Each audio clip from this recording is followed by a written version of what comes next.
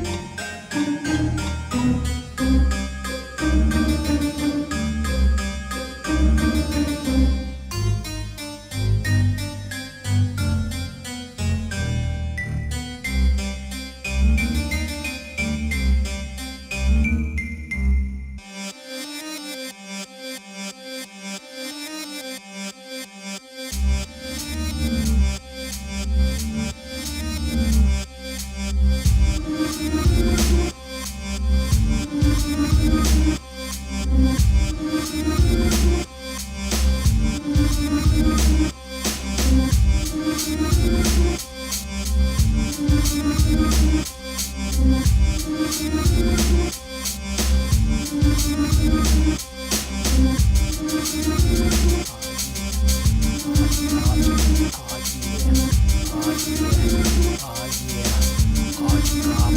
Oh yeah.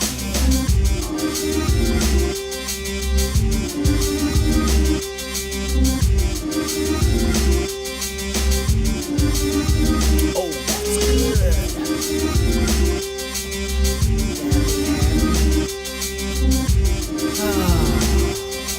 Oh, I got a message here. No, I didn't. Psych.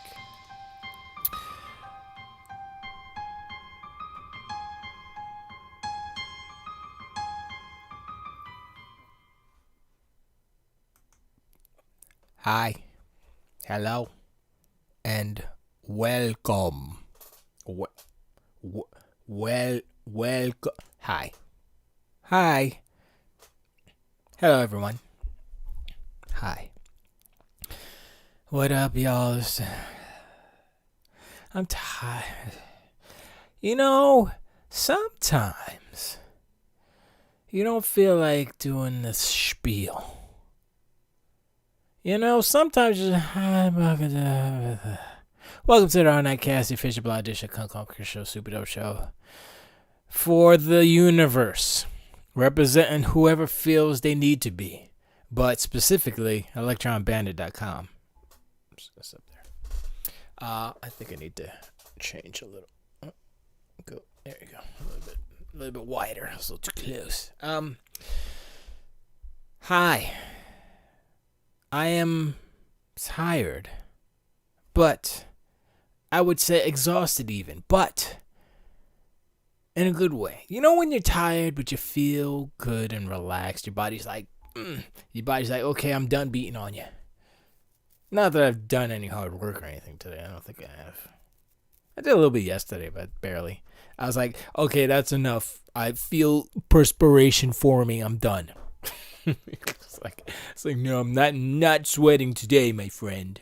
Sorry. And so I didn't. But I don't know what that was gonna say. But yeah. So this was the title. The title is Medium Sing. Okay, so Happy Valentine's Day. That's why I'm wearing this color, whatever. I was going to go for red, but this is a little bit pinky. Who cares? Millennium Falcon. Okay, that's all that matters. Yeah, so I finished the medium. But we're not going to talk about that just yet. We're going to spoil the hell out of it. At least I'm going to try to spoil it. But certain parts of it are confusing to me. Because my comprehension is impaired. Why? I'm old. Shingles done messed up my brain. Seriously, I'm forgetting words. I'm like, yeah, and then I forget. You watch the show, I forget words, and it's like, well, okay, it's so frustrating. Okay, I see the future. It's gonna be forgetful, but you see the future. It's like, okay, dirt nap. Ultimately, right? But, are you going to be upset about it and be like, oh, man, this is going to happen? Or you can be like, it's all right. I'm cool. I'm not in pain or nothing. I'm good. It's all good. So I forget a few facts and words, vocabulary.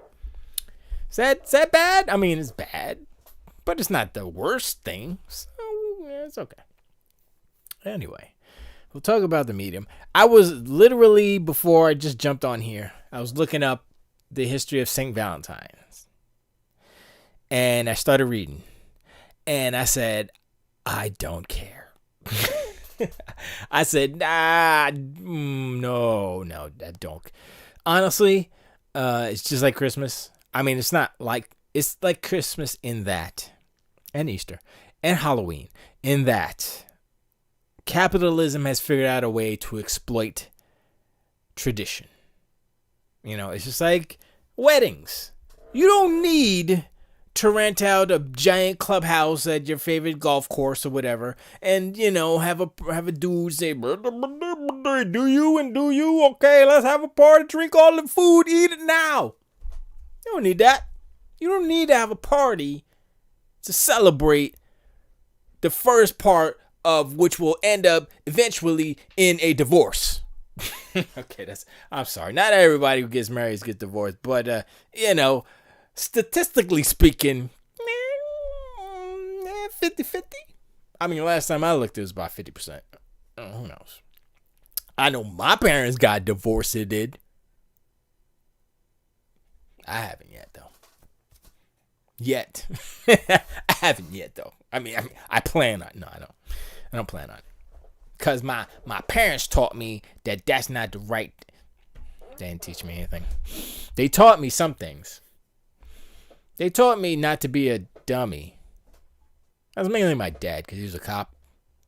He's still around, but he's not a cop anymore. But he was a cop. He was like, don't break the law, because I'm a cop, and you know I'm going to whoop your ass. That was back when I was a kid. We used to get ass whoopings, sisters.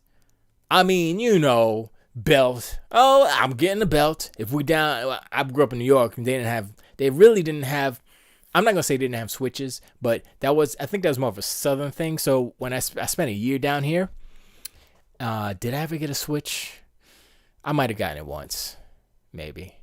No, actually, no, I don't think so. I wasn't a really bad kid when I was down in Miami. There were worse kids than me. Let's put it that way. And I was a little guy. Still a little guy. But hey. It's okay. But anyway. So, yeah. We used to get ass whoopings. It's fine. They call spankings. You get spanked. Oh, oopsie. I messed up. Pow, pow. Go cry in your room. Or go cry out of my vicinity. Because I don't want to hear that nonsense. And that's what happened. And what it did was, it doesn't, see, some people are like, oh man, if you beat your kids, then your kids are going to be kid beaters. And it's like, I mean, not really. That's not how that works. But, those are people who never beat their kids or have never been beaten. When I say beaten, it's just spanking. It's a spanking, right? So, you get spanked, you get over it. It doesn't actually hurt. That's the thing people don't understand. It's not a physical pain. It's like if you pinch somebody. Oh, ouch. No. So when kids get spanked, speaking from experience, because I got it plenty because I was a bad little kid. Not evil, just bad. Just, I'm doing stuff I shouldn't be doing. Pow pow. Okay, I won't do that no more. It didn't hurt. It was really about the fear and intimidation of the parent kind of using their muscles against the little kid, right? And I know that's not a good thing either. But if you look at nature, right? You look at the animal kingdom, right?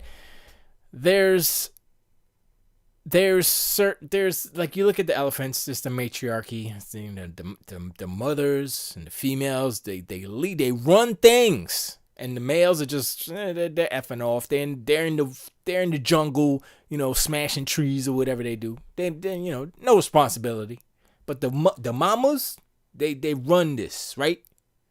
Look at the lions. You got the king lion, who's just a lazy bastard, but he protects his pride, his harem, if you will, from any other male. That's a kind of a weird setup, though. I mean, for me anyway. Like, I mean, some people, like maybe some Saudi Arabian prince be like, yes, that is how it's supposed to be. You, one guy, one prince, Prince Ali, if you will, and all of my wives, all 72 of my virgin wives who I've had plenty of with, but they are still virgins in my mind, yes. And he protects all his harem, his pride, from any other intruders. Hey, who is this guy? Kill him. That's how that works, I guess. I don't know. Look, if you look at all of the different realms of animal kingdoms, we as humans kind of encompass every little section. You got some guys who are like lions. You got some people who are like elephants. You got some people who are like, I don't know, whales. I mean, birds. You look at it, it's all the same. You got monogamous relationships in boys. You got monogamous relationships in humans. So that's all I'm saying, which was a lot of ramble for nothing. All I'm saying is that there are there's some messed up stuff in in nature too. Don't get me wrong. I don't even want to go. Like, what did I do? I subscribed to or I follow somebody on Instagram, and it's not like it's just like one of those messed up nature posts where they show like, little monkeys getting eaten by lions and stuff. There was a Komodo dragon eating a monkey, and I was like, I watched that one. I was like, okay, that's. I mean, it was already dead. He had already killed it, but he was kind of eating, and you saw the body go. It was like, so I was like, okay, nature's messed up. Nature's real messed up. We live in a society where, it's comfortable here. Oh, okay, I mean, when I say we, I mean like, America. Most of the world. I mean, there's some people who live in like India and stuff, and they gotta be fearful because a tiger might jump out of the bushes and just jack you up. Grab your ass, drag you into the jungle, use as lunch, dinner, bread, whatever. Gotta feed her babies, so guess what? You're the food. And I'm glad I don't live in India with all the Bengal tigers. And then somebody will say, oh, but the Bengal tigers are endangered. We need to save them. And I'm like, okay. If I have a gun and the Bengal tiger is going to eat me, gonna kill the tiger. Just saying.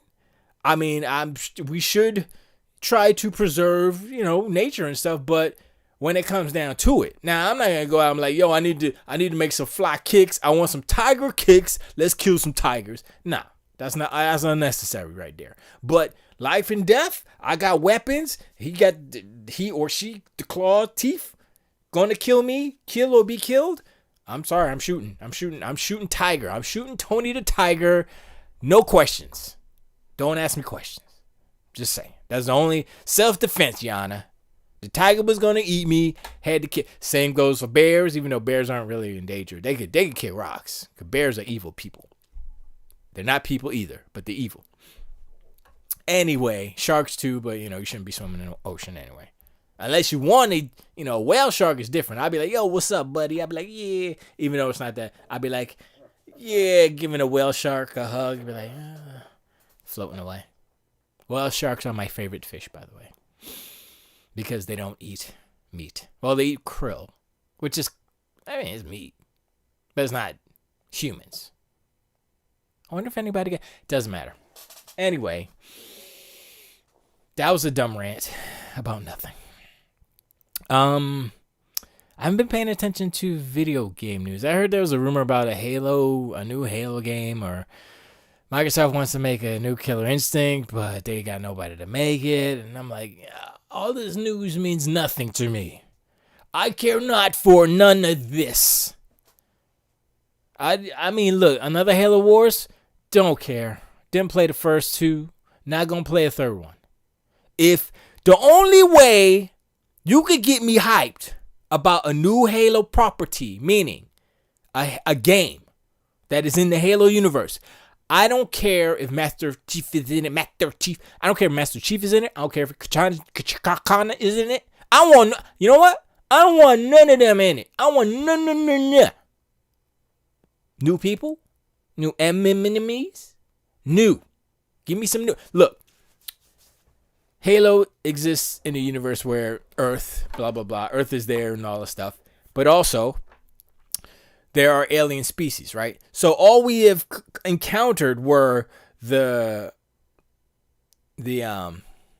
Covenant, which is a bunch of races. The Grunts, the Brutes, the Elites?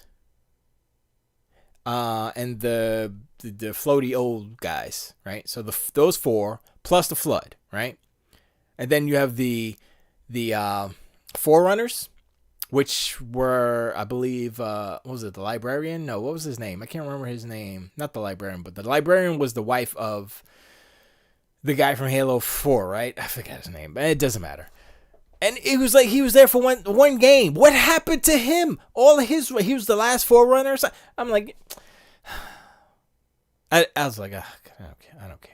I mean, you guys don't care. I don't care. Give me some new stuff, right? So I was interested in that stuff, but people are like, oh, Halo 4 sucked because the multiplayer was just garbage. I was like, but the story's kind of dope, bro. The story's good. And then Halo 5, oh, the multiplayer's good, but the story sucks because nobody liked Locke.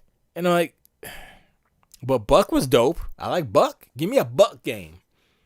Give me a game where it's Fireteam Osiris, right? That was the rumor, right? Give me that. Except kill off Locke. Locke dies heroically. However, just kill him.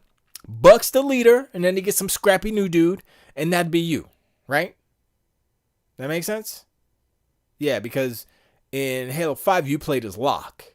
So, you could be the nameless one, like in, what was it, ODST and Reach. So, it'd be 4-player. It could be 4-player co-op, but it was 4 players. So, it'd be Buck and the other 2 girls. Because Locke's dead. You replace Locke. So, they could do that. And have another offshoot story, like after the events of Halo 5, they go off and do their own thing or whatever. But what I really want is a Halo. I want a game. I want a horror game set in the Halo universe. I want a first-person game. You are the protagonist. You are the whatever. You are playing as a regular person, maybe in New Mombasa, maybe on some other planet, maybe you are on one of the big ships, and you crashed on a Halo ring, and you're waiting. These are the events that happened before, or it could be kind of like you know how they did with KOTOR, whereas the Knights of the Old Republic was just 5,000 years before or something like that. I think it was actually more, 7,000, 10,000, whatever, thousands of years before canon Star Wars timeline, right? So if they did that with Halo, where it was when the Flood originally attacked the Forerunners, and so you're like a Forerunner dude or something, and you bear witness to the initial Flood attack on your home world. That'd be kind of dope, son. It'd kind of feel like a Half-Life game, kind of, sort of, where it's like, oh man, what is all this crazy, and it's all, and you're like, and everybody's getting affected, and then the cool thing about the Flood is that they can affect anything that's living, any living organism, right? So you can have giant whales that are flood whales, if you're in the water, or giant flying birds that are flood birds. They have never really explored the full capability. For some reason came to my mind, but that's not the full potential of what the Flood is and how you can but tell different stories in different genres in the same Halo universe. And I'm like, where is the Flood horror game? Because, dude, in the first Halo, that was the best part of Halo, was when you went down, I think it was in the ship or whatever, and they were like, yo, what's going on? And it was a flood. That's when you first introduced to the Flood. And I was like, yo, it was like a horror movie. I mean, it was like, old ass graphics, Xbox OG Xbox graphics, but still it worked on like a emotional / mood setting level. Now imagine something like that, not like exactly like that, but you put into a situation where it's like boom, but with this gen graphics, with that ray tracing, son, with all the variable rate shadings and the mesh shaders. Imagine that. That'd be fly. That's what I want. I want a Halo to be like. Psh. I mean,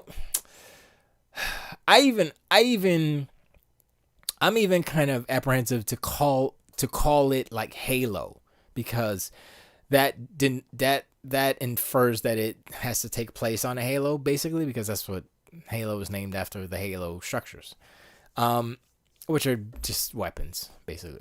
Anyway, you don't need to know. What Halo is. Anyway, the thing is like I'm thinking of a master plan. I'm thinking about how many different ways they can make Halo more than what it is, right? So right now, Halo is super dope multiplayer. They probably need to do some sort of battle royale mode. I'm not saying it's going to be the only mode. They need to have a battle royale mode in Halo in order to keep up with the Joneses, in order to keep up with the Apex, Fortnite, all these other games. They need to do it. And there's no reason why they couldn't do it, because they had, I think it was called Warzone before. And it was basically, was it teams of 10? I think it was multiple teams of 10. I don't know how many maximum were. I don't know how many players there were maximum per match, but it was a giant sandbox, and it was cool because it wasn't just you and the other, your opponents, the other people playing. They had AI, they had like mini bosses, they had all the stuff inside of this giant sandbox, and I'm like, yo, okay, that's kind of dope. You know what I'm saying? That's more like, I mean, it's not like Fortnite, but it's what is that like? I'm trying to think. I don't know actually what it is like, but if they could do that, like I would say you don't even need to do 100. You could do 64 players plus the AI, the mini bosses, and still keep Warzone like that, but keep it like Epic Warzone or Infinite. Call it Infinite Warzone or something. I don't know. And just do that. And have like little like bonus missions. Like you say, okay, if you take down this scarab, what's it called? Scarab? The big. If you take down the scarab, then you get extra time, extra health. I don't know, something more, better guns, something. There's ways to take the genre, because Apex Legends, I think, is doing it with the train where it's going around and stuff. So I'm like, oh, that's kind of dope. It's like the environment is part of the match. It's interactive. It's not just a big place to shoot people, but there's elements that make it more interesting, and change. It will change actually your strategies, because say if there's a scarab and it's walking around, you kill all the grunts and stuff on the scarab, but you're just chilling and it's just on autopilot, it's just driving, and you're like, okay, and you're just gonna ride it around, I don't know.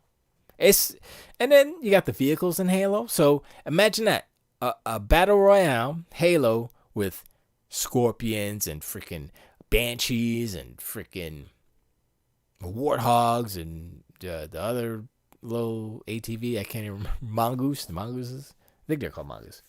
Imagine that. That'd be dope. I mean, what is it? Fortnite has vehicles now. Warzone has vehicles. So yeah, it's like, it makes no sense. It's like, it's right there. People are actually, games are doing it. They're like, this is what you just do right here. I mean, the thing about the beauty of Fortnite is that it's in such a, it's not realistic, so it's like Saturday morning cartoon the game. You're just shooting people, no blood, it's just lights and flashes and confetti and stuff. So it's a game. Bridget says hello, Sunday already. So yeah, I think that'd be dope. I think Halo. I think a Halo Battle Royale will be dope. I have faith in it. See, the thing, I think people underestimate, or they have amnesia. Of course they have amnesia. They have amnesia because it's fanboyitis. That's what it is. 343 is very capable. Y'all forget Halo 5 multiplayer. Y'all forget actually Halo 4 multiplayer I was playing. And yeah, it was not that great, but it wasn't horrible. It wasn't bad. It wasn't super broken. Like, people are like, oh, they added all this stuff and it's not Halo no more. I'm like, yo, evolution, biatch. You can't be just walking around. Come on, son. You got to run. You got to jump. This is fast time. These guys are supposed to be super soldiers. How come they can't run? That's kind of stupid, right? You better throw in some wall running and stuff while you're at it. You know what I mean? It's just, people are just, oh, it's not Halo no more. Are you complaining about Destiny? They run around, right? They jump on the sparrows. I was watching Destiny, some Destiny footage, and I saw the Halo DNA, and obviously Bungie makes it, so the DNA is in there. I think they're still using their same Halo engine. I don't think they've ever upgraded the engine. I think they're iterating on it, obviously, but and they've gotten better at facial animations, thank God, because Reach is horrible. I was playing Halo. Was it Halo 4? No, it wasn't Halo 4. It was Reach. And that It's bad. It's like if it was a difference between Halo Reach animation and the medium, I'll take the medium because it's stiff, but it ain't like crazy, like cringe. Yeah, the medium's better than people. I mean, I'm trying to figure out how they're looking at that game. But anyway, more Halo. So my thing is like Halo Infinite takes place after Halo 5. So they say. But my question is, like, how long has it been since the end of Halo 5? That's my question, because how is Master Chief floating in space outside of the Halo ring? Right? Who's this guy who's been in like this pelican for months, just floating in space because he ain't got enough power to get back to anywhere? And he uses the power from Master Chief's suit to power back up the pelican in order to... It's weird. I was like, okay, sure. I don't know. I'm still trying to get me a damn next gen Xbox. I'm not getting a PlayStation because why would I waste my money on a PlayStation? The thing ain't even ready yet. I'm like, yeah, I can't even buy memory for it because they're not ready. I watched a video from Rich Review Tech USA, Rich from Review Tech USA, and he said he put out a video kind of pointing out how the PS5 is like hot trash garbage dumpster fire. The saving grace of the PS5 is barely a couple of games, but that's only because hype and the fanboys have hyped it up more than I think it should be. Spider-Man Miles Morales, it's good. Not saying it's bad, but for a console that's not done, for controllers that are breaking already, I don't know, man.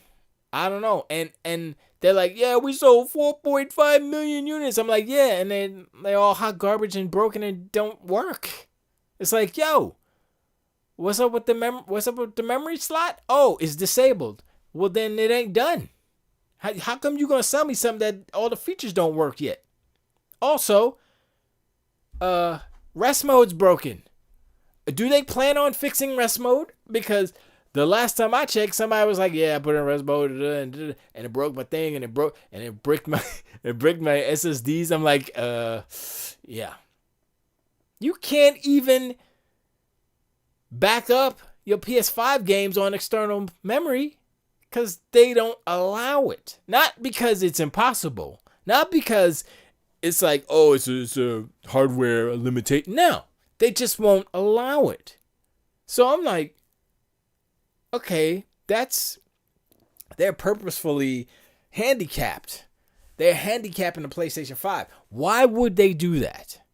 What that point in particular, like you got a PS5 game, you download it to your main drive, right? But it's like it's filling up, but so you want to switch that one main drive, you want to throw it on external real quick so you can make up some more room, put on some new games. And then when you want to play something else, you switch, but you swap them.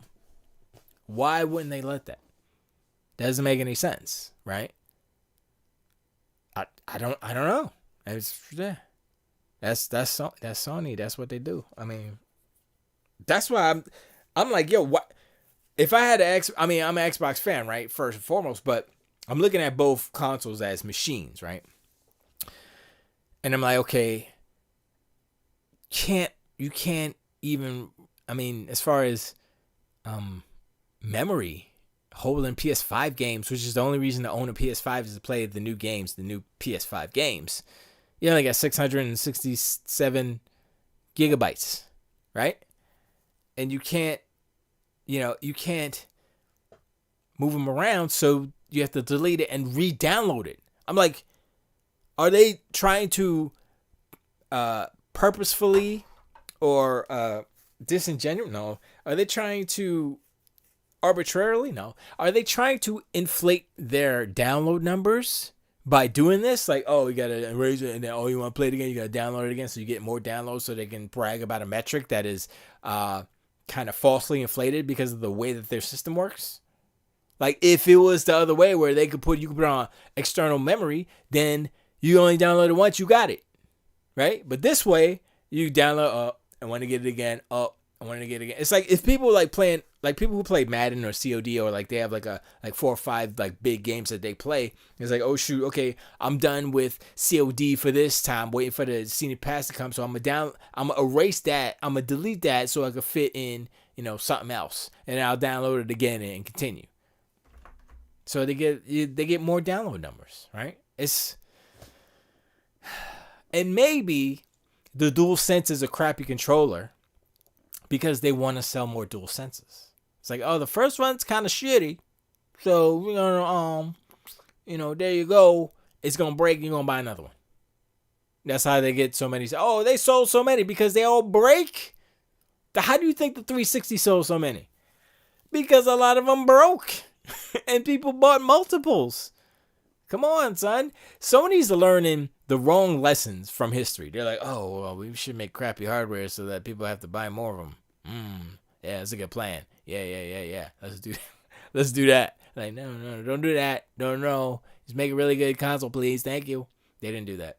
So, if I were to buy a PlayStation, it would either be a original PlayStation 4, because I like the way it looks, or I would wait for the PS5 Slim or Pro. Probably the Slim. Might be cheaper.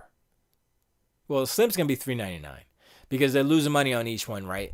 I don't see them making money on PlayStation 5s anytime soon.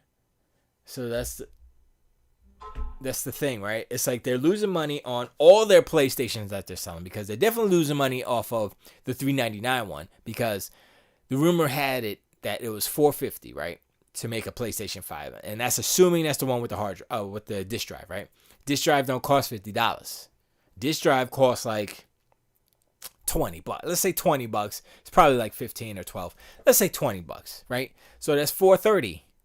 They sell it at a $30 loss, but that's just the manufacturing. We're not talking about, shipping, selling it to the retailers, getting that, so it's actually more. So let's say $499 is what it costs them to make a system.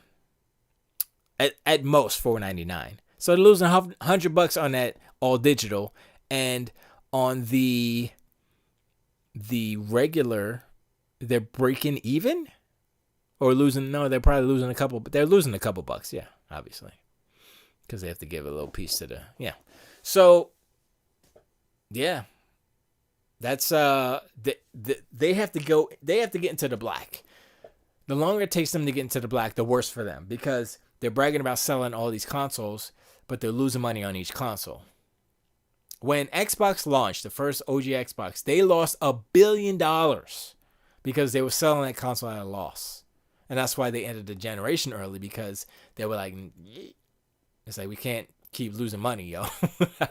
So that's why I'm saying, I don't think Sony's going to be able to get out of the black anytime soon. That being said, they're going to have to come up with a cheaper solution. So a PlayStation 5 Slim that may not be overclocked, which would have a simpler cooling solution and probably a smaller hard drive. For the $399 with a disk drive, or they'll stop making the digital, which they didn't make any anyway, barely any. They'll start making the digital, replace it with that, and then be like, yes, this is the $399 console now, and they'll be like, oh, we've efficient-sized it, so it's more efficient now, and blah blah blah. And I'm like, Kaiju says next gen consoles are still a thing. Hello, Kaijudo. Glad you are here. Hello. Next gen consoles are still, it's this gen, if you will. But the next gen will be the next half a step gen. PS5 Pro and whatever they call the Xbox, but I don't know.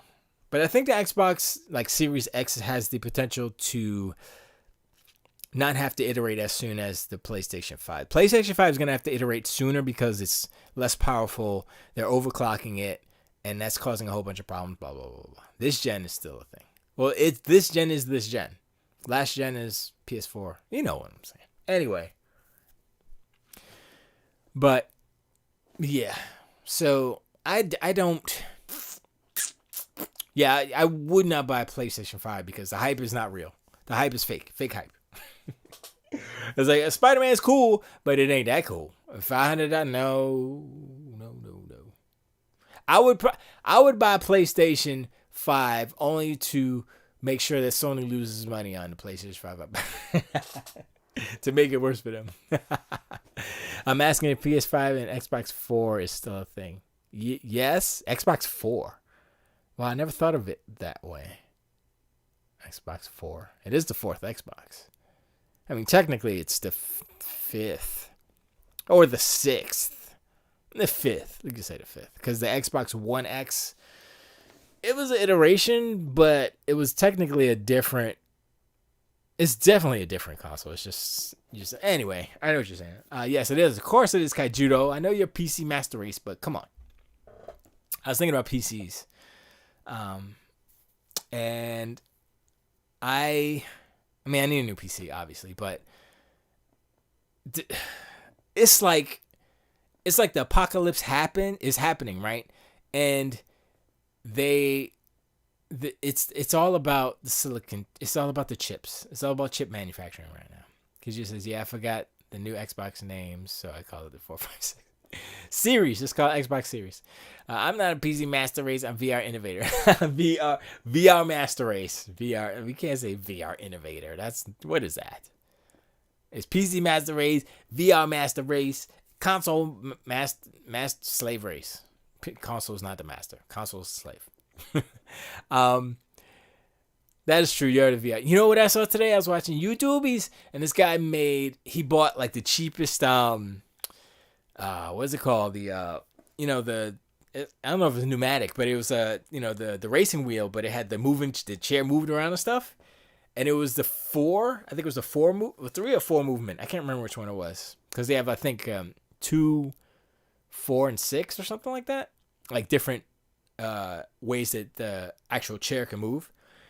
And he had like the lower one, which is still dope. And he was playing VR. He was playing iRacing VR. I was watching it. I was like, yo, that's kind of dope. I mean, he had like a crappy setup. He was like in his bedroom and it was like kind of all whack. But I was like, that chair's kind of dope right now. He's like, the chair was like, I was like, yo, that reminds me of Outrun, the arcade sit down deluxe Outrun. Yo, that's crazy.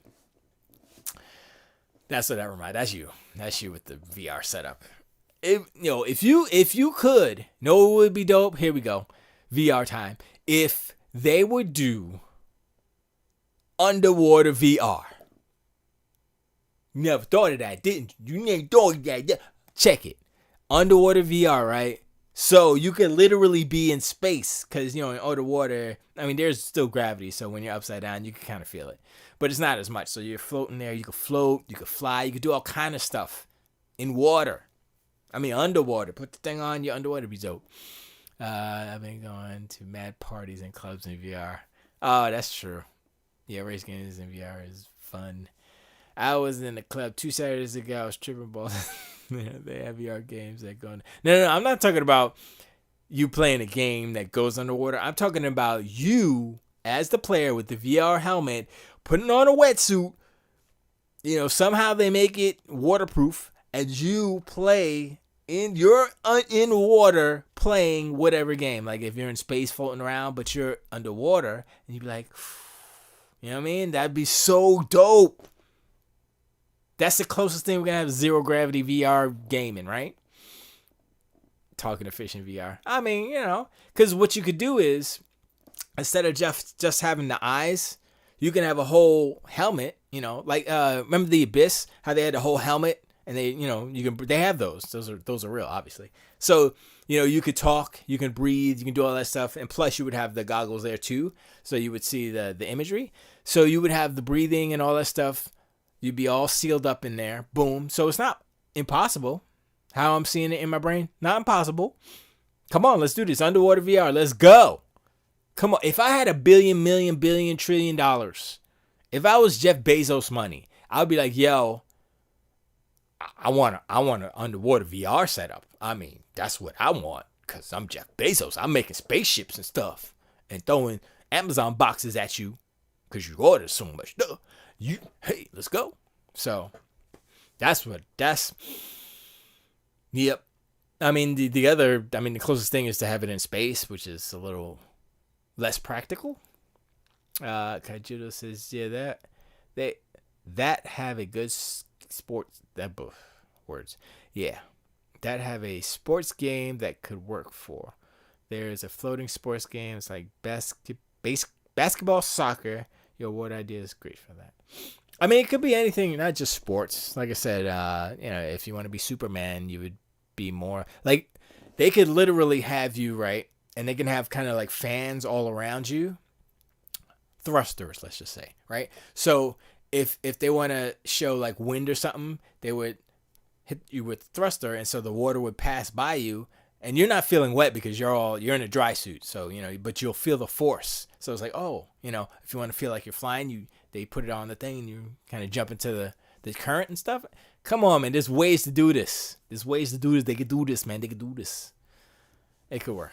But anyway, that's I think that's as far, I don't want to say as far in the future as possible today. I don't think it's practical. I don't think people are thinking about it in that way, right? Because they think they're just, I'll just put some goggles on and put this tank and go scuba diving with the sharkies. And I'm like, that's not, okay, whatever. Or maybe training for astronauts instead of submerging a whole space station into water. They could just have the astronauts put on VR goggles and put on the spacesuit, because those are dry suits, obviously. They could put a little VR system in there and just throw them in a pool.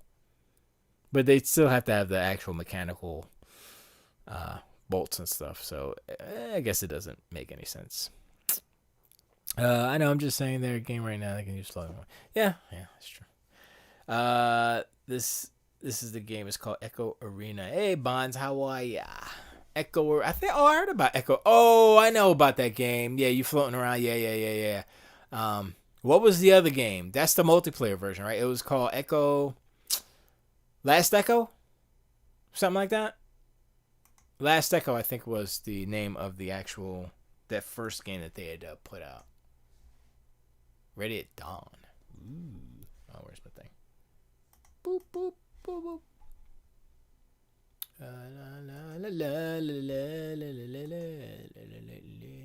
Let me see.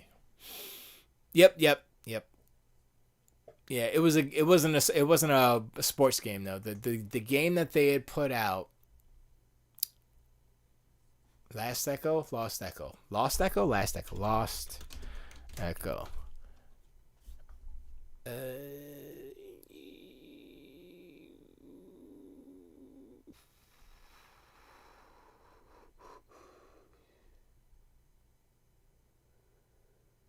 That's not it. Lost Echo VR die. I think it was Lost Echo. Lone Echo. God dog it. That was it. Lone Echo. Yeah, that was the game. That was the game that spawned Echo Arena. So this is the first game. Yeah. But yeah, it's just floating in space, so yeah, it makes sense. Boop. Okay. Back. Bond says, just seeing the end of Endgame film. Oh, word? Iron Man. Did I spoil it already? Sorry. We watched Lupin. We finished watching Lupin.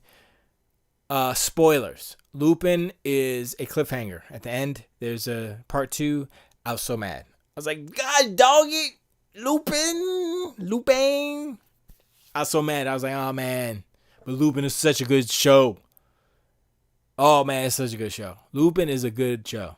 The fanboys cried during that scene in the theater. I guess so. I didn't. I was like, oh. That's a lot of CG. That's what I said in my mind. I was like, man, there's so much CG in there. And that's the thing. It's like, I'm making a game. I'm doing a video that it's like 1,000%. Okay, it's like 99% CG and then, 1% me.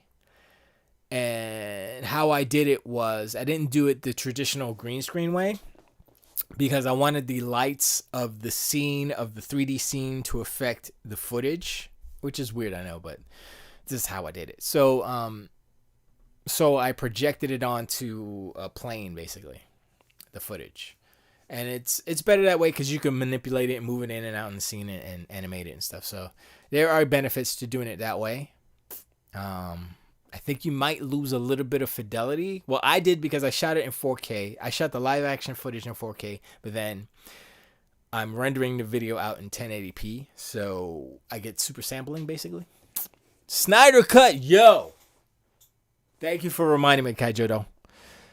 Kaijo says, Snyder Cut, how that come about? Yo, let me tell you something. Let me tell you something.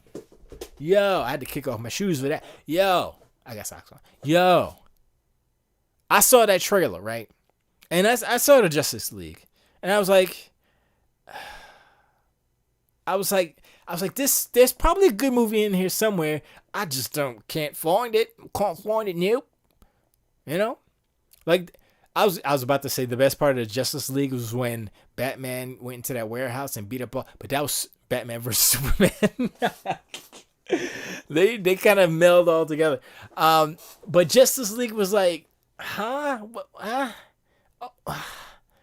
And then Cyborg looked weird. His CG was kind of weird. I was like, I don't like how he looks. Ray Fisher, that's the actor. He's fine. I have no problem with him acting. He's good. I liked Azure Miller, whatever his name is. Flash, he's good. Actually, all of them are good. I like Ben Affleck as Batman. Cavill as Superman. Even Aquaman, he's good. They're all good actors. But I was like, man, they changed the colors. You know, Josh Whedon did a rainbow edit or something. I was like, that's not a Snyder. It's too bright and colorful. What is this? This didn't feel right. And I saw that trailer. I was like, ooh, okay. I felt something. That looks, I'm intrigued. Not gonna get HBO Max for it though. If they sell a Blu-ray, I'll buy the Blu-ray. I'll buy the Blu-ray yesterday. Yup. Snyder Cut on Blu-ray. I know it's like a 4-hour movie, so I don't know how that's gonna fit on a 4K Blu-ray. Double layer. If it's double layer, 50 gig a layer, then it probably will fit. Maybe. I mean, 4 hours, that's a long time. But it'll have to be that and then an extras disc or something. That'd be over $30 probably. Bond says, do we talk about CG of the late 90s? I mean, late 90s is not good. CG just started and then, 94, Jurassic Park jumped off, and it's still kind of good. I'm looking at Jurassic Park. I mean, it's not as good as like today. Come on, son. 20 years later, but still, that's like a benchmark, right? So what's the benchmark for now as far as CG goes? I'm looking at what's his name? Cyborg in Justice League, the whatchamacallit cut. Why did I forget his wow? Why did I just forget Josh Whedon, the Whedon cut? Yeah, that's late 90s. I mean, it's high resolution, obviously, but that's not good. It's so, and the thing about Zack Snyder's movies, they're so heavy in CG, but it's stylized to a certain aesthetic and color palette. All his movies are dark, and not super saturated in the red. They're mainly kind of orange, green a little bit, but they're more like, if you look at what was that movie with, what was her name, Cutie Pie? I can't remember things anymore. Kaiju says Joss has been canceled. Yeah, I think there was some stuff about. I think it was because Ray Fisher was talking. He was like, "Yeah, man, Josh wasn't bad to people on the set," and I was like, and I don't know the details. Like, did he sexually harass somebody or something? I don't know what's going on. So, but I didn't look into it either. So, but that's what I heard. So I think it's Ray's. Ray Fisher is leading the charge on that stuff, which is good. If something's going on, then yeah. People should speak up. But that movie with the cutie pie, I think that's her name. Wow, why am I forgetting all of Zach? Okay, I'm just gonna. I gotta look him up now. It's on the tip of my tongue. Zack Snyder. Oh, you see that freaking IMDb. You see that Joker part right there, boy? With the Joker right there, and I was like, oh, yeah, that's the Joker right there. That's the Joker that should have been after freaking Heath Ledger Joker. That's the Joker after Dark Knight. And it was Jared Leto. And I was like, you know what? I would watch a Batman movie with that Joker. Hell to the yeah. All right, so it was Sucker Punch. What? Why did I? Okay, let's go back. Video. Dawn of the Dead was this first. Okay, I remember that. 300. Oh, 300, yeah. Why was I thinking So 300 was the second movie, and that was dope. Huh. Watchmen, Legends of the Guardians, Man of Steel, Dawn of Justice, directed Justice League, Army of the Dead, Las Vegas. Huh. Zack Snyder's Justice League, Army of the Dead, The Fountainhead. Huh. So actually, I never did see Dawn of the Dead. I think that's the only one I haven't seen as far as his feature movies. I think he's Johnny Mnemonic.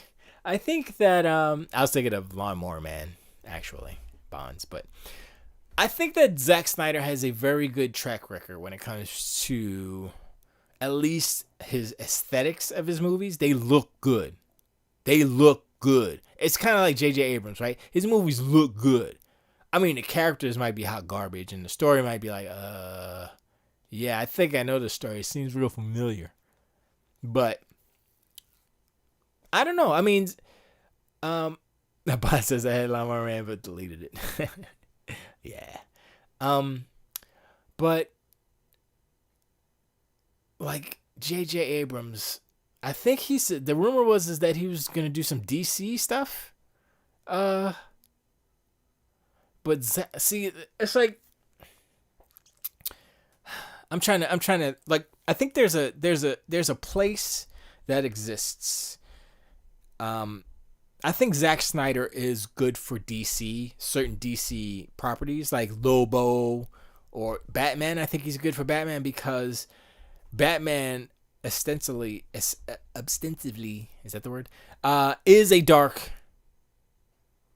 dark story with dark characters. There's no happy characters. It's all twisted, demented, troubled people characters in all of that.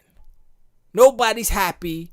No, there ain't no butterflies and there's no rainbows and unicorns. There's none of that. Bruce Wayne's crazy. Joker's crazy. Penguin's crazy. Everybody crazy. Harley Quinn's crazy.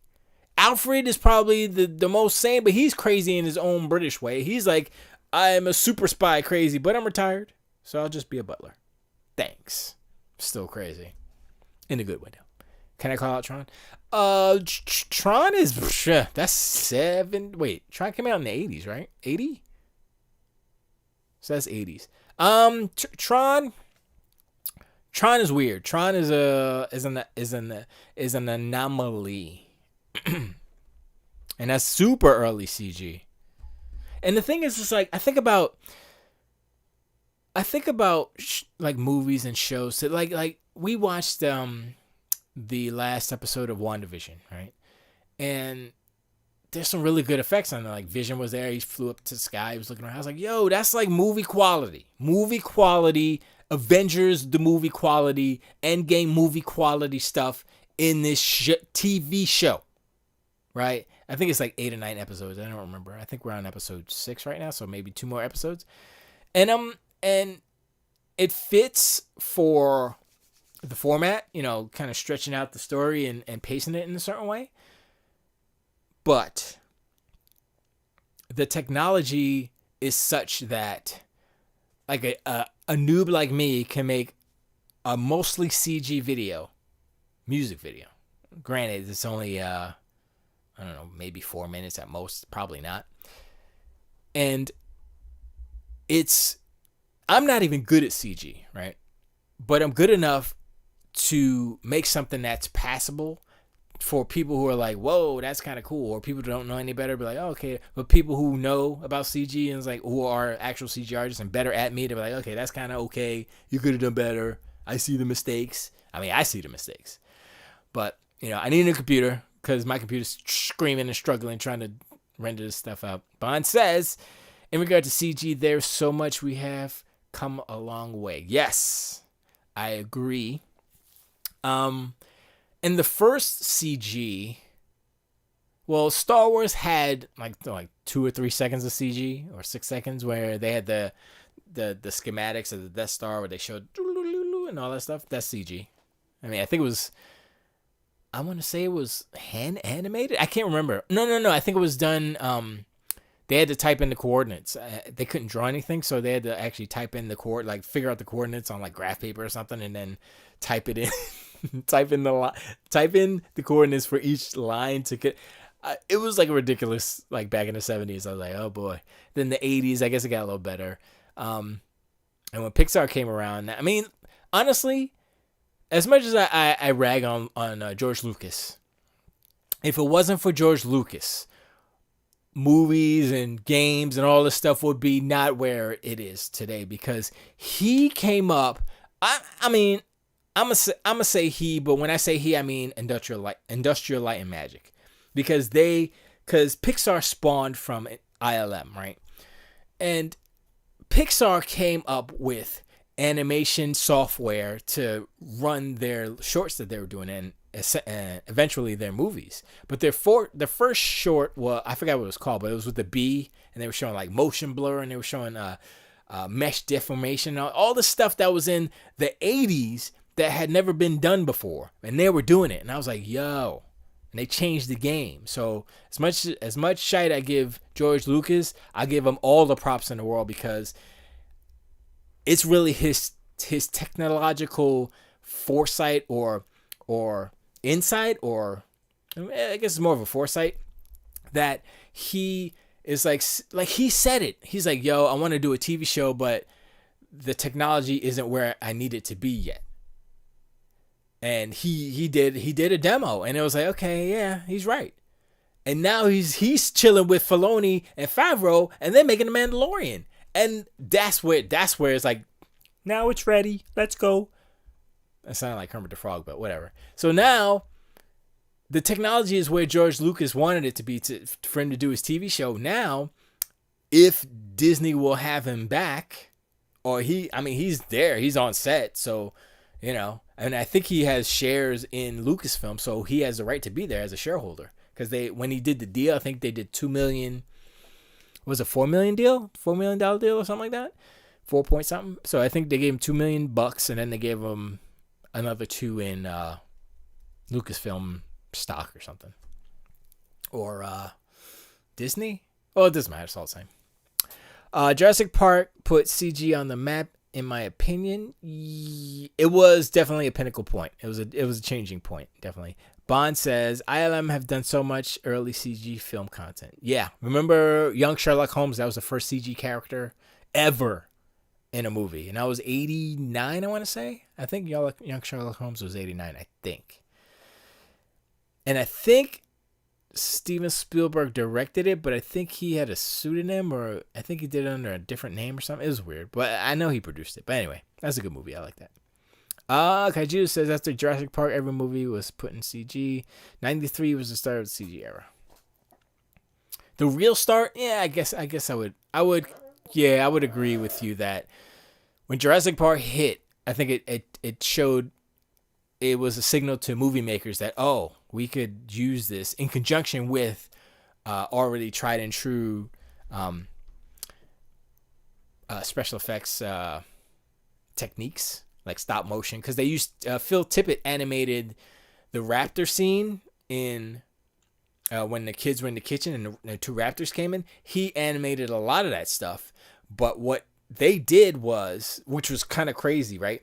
So he had a little maquette that he was animating, and each time he did a frame, it inputted into the computer and it controlled the CG models.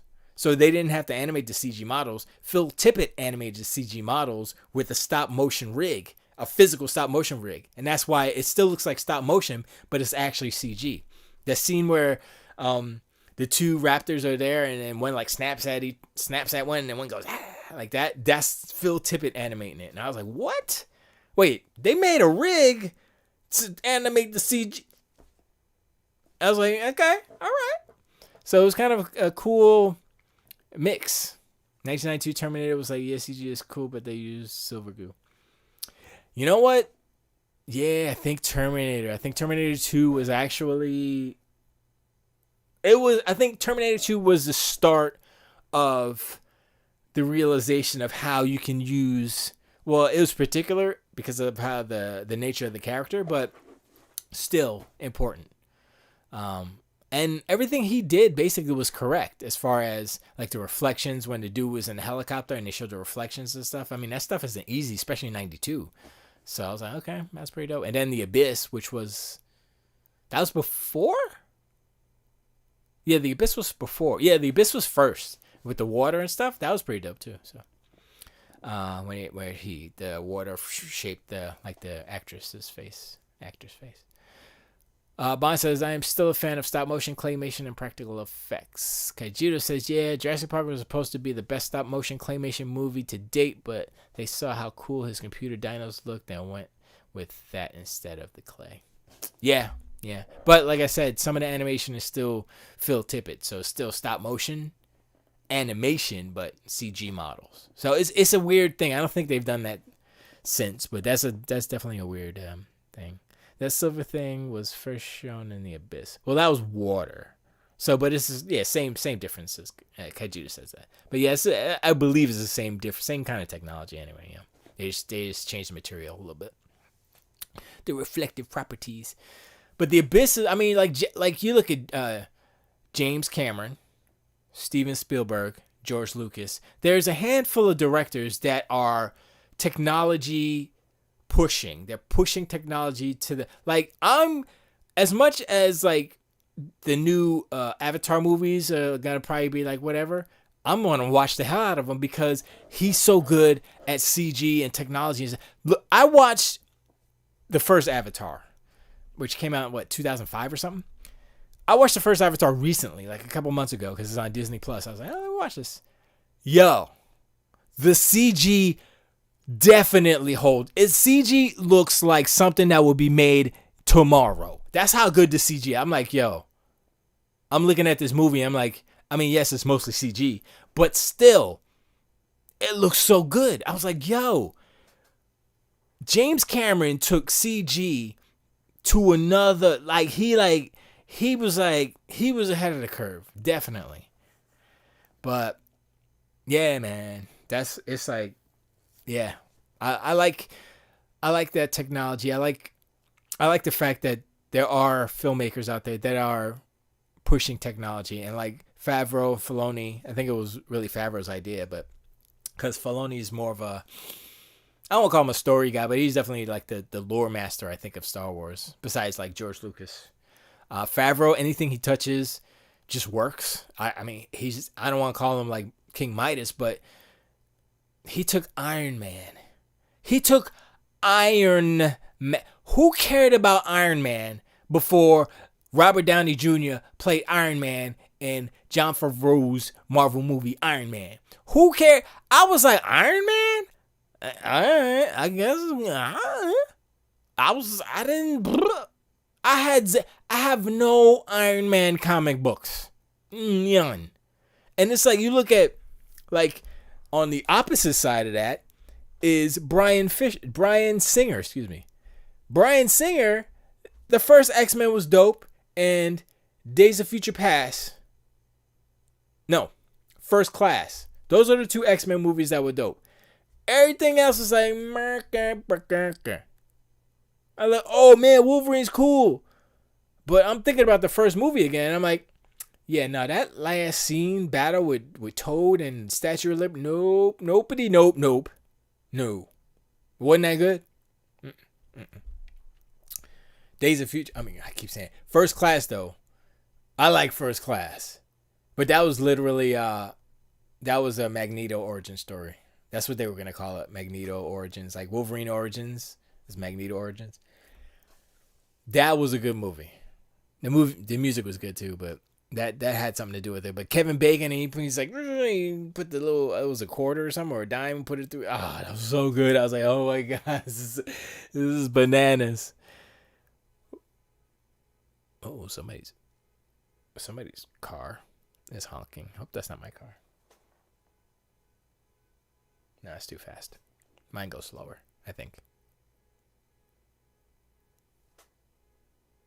Anyway, but yeah, so like CG technology, like I was saying, like the Mandalorian, how they're using the volume, and they have the volume version 2 that they use for the second season. I think they made a bigger volume basically. It's so cool that they're doing these things, and I think what they're doing with the Mandalorian in particular is they're showing an example of how you can make a big budget production and still keep your costs just down, basically. So you can have movies. They can do the three new Star Wars movies, shoot them in the volume. I mean, they did go to locations once in a while. You know, they went out to the desert and stuff. But a lot of the stuff they didn't need to, like the inside of the Slave One. That was in the volume. They showed the rotation and stuff. It's like, oh, that's dope. That was in the volume. And you could tell it's in the volume, you know, that one shot. Like, I knew, and I looked at it, I was like, yeah, you could tell. It looks like a projection, kind of, but it was a little bit better. So, it's like that, the whole volume technology with Unreal Engine and all that stuff is another step in the evolution of technology and filmmaking, and I'll just say filmmaking in general. You know, we know it's like TV shows, but still filmmaking. So like essentially they could use the volume for Marvel movies too, right? So WandaVision, if they want to do a scene, everybody goes to the volume and boom, they're in the volume or something. Or Ant-Man and the Wasp. I mean, they probably just do green screen or blue screen, but you know, if they want, if there's something highly reflective, and I think that was the main reason why they created the volume, because Mando's armor was so reflective that they couldn't do green screen, because they would have to, it was like twice the work, because they would have to create the reflections that go on his armor as well. So instead of doing that, they created the volume so that you would have the correct reflections, because the environment will reflect. So there was a problem they needed to solve, and they solved it in a way that pushes technology in a good direction. And I like it. So my thing is like, what's next? Like where does it go after the volume? And I don't know. I mean, I think just bigger volumes, you know what I mean? It's just like, because the volume is pretty big, I guess it's pretty high, but they would have like one for, well, that's how they used it. Like they would have the ship, and you like have a little, it's like, say if it's the Millennium Falcon, like, so say for example, like Empire Strikes Back, and you're seeing everybody in a cockpit, and you're looking out into space through the cockpit of the Millennium Falcon. That's a volume shot. So you have the stars or whatever's happening out there, and they're like, oh, and they're reacting to it. Easy. All practical. No special effects. You don't have to, you know, maybe some color correction or something. I don't know. But is that better than green screen? That's the question, right? It's less work, so you save money. I think green screen probably would come out better, because you can, you know, add some effects to blend it all together better. Because the volume, depending, tends to be washed out sometimes in some shots. That's why the look of the show is kind of soft. If you look at it, it's like, oh, it's kind of soft, but I like it, you know. So maybe that's one inherent, I don't want to say flaw, but that's one of the things that happens when you use that projection, or that is, I think it's rear projection, I believe. Yeah, I think you get a soft image. But with, once again, we're talking about technology with the progression of projection technology. Higher lumens, higher resolutions. Although I don't think that's necessary, because stuff's gonna be pretty much out of focus for the most part. I mean, not really, but yeah. So you don't need to have 16K video shooting out there. That might look super dope fly, but who knows? We'll see. But as that gets better too, then the volume technology will get better, because the images coming off of the volume will look better. HDR. Imagine HDR quality, like QLED quality images off of the volume. And then you shoot that. I mean, I guess it's like, I guess the test would be if you sit in front of your QLED 85-inch or 70 or even 65-inch TV and film yourself in front of it, how that would affect. I had a video idea. I have a couple videos idea that actually use that idea. So I'm gonna do that one day. I just gotta figure out the imagery. But anyway, it doesn't matter. Let me get a drink.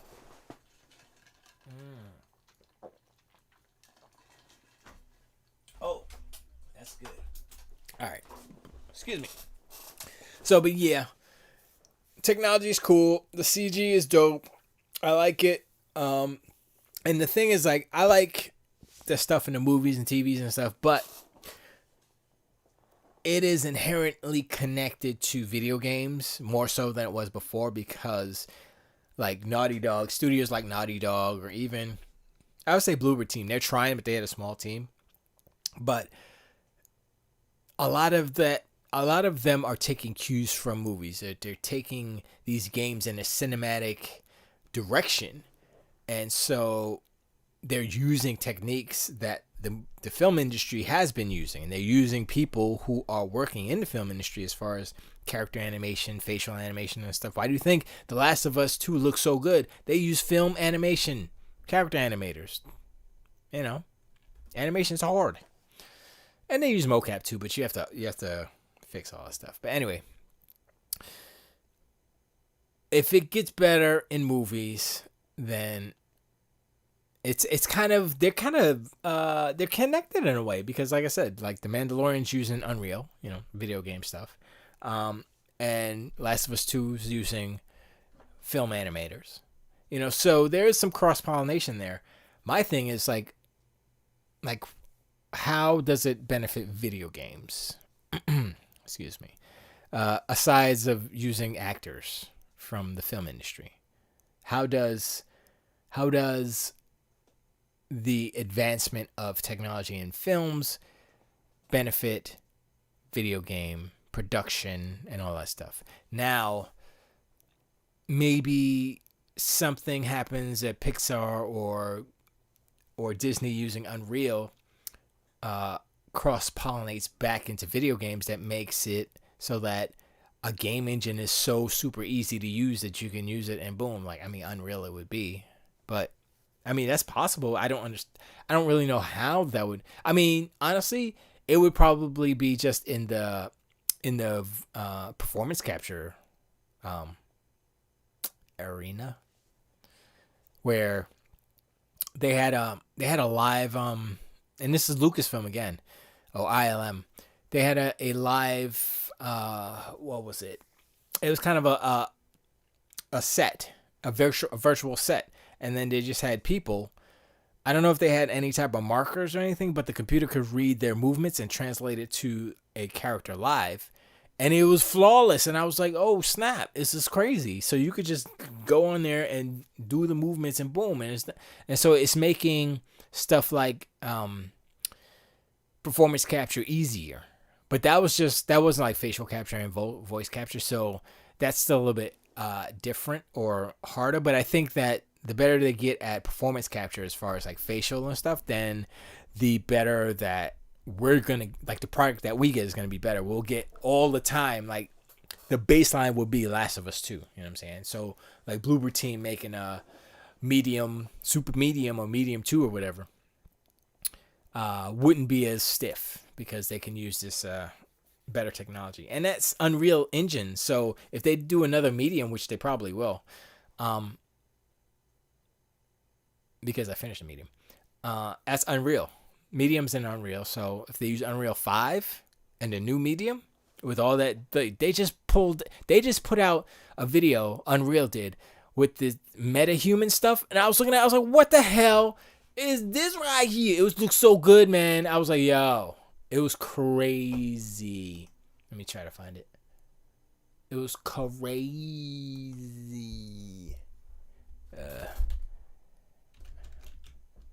Meta shader, no. Unreal Engine meta-human. Here we go. 115 412.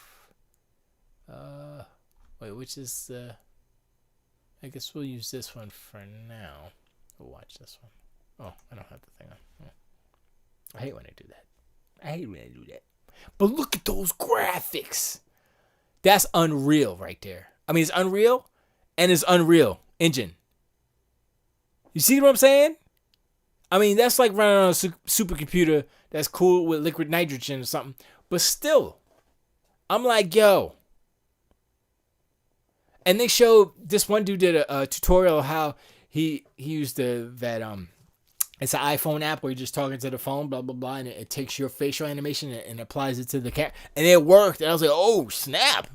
Seriously? Dude with an iPhone and Unreal and this thing could just make? I was like, phew. So honestly, I already have Unreal Engine downloaded, but I think I'm going to see what MetaHuman's about and make me some characters. Because I'm not good at making... I mean, I made one character. I'll show you the character I made. I'll show you the first character I ever made. Wait, let me pause this first. This is the first character I made. Boom. There she goes. Her name is... I don't know. I haven't named her. Hair sucks because I was like, I can't do hair right now because I've never done hair. So I just did a spiky mohawk, whatever. And clothes sucked because I didn't put physics on it because... No. But... Dude... This is crazy. Look at those graphics, son. That's a game engine. Now you could tell, there's barely a little bit of uncanny valley. You could tell it's a video game, you know what I mean? But when they first pop it on there, right there. That looks real. That looks real. If nobody told you that wasn't real, just from that angle, how the depth of field is happening, it's just kind of focusing on her right side a little bit. Whoops. You can't see that. What just happened here? I don't know. Hold up. Let me fix my stuff here. Is that going to work? Not really. Who cares? Whatever. Something fell down. Whatever, doesn't matter. That looks good. That looks good. It's like, I look at that, right? And I'm like, okay. And I look at the medium. I'm like, that's so far away. Like the gulf between what the medium did and what Unreal Engine is doing right now is ridiculous. And so I'm like, I expect that a new game would be way bananas, way better. Look at that. Dude.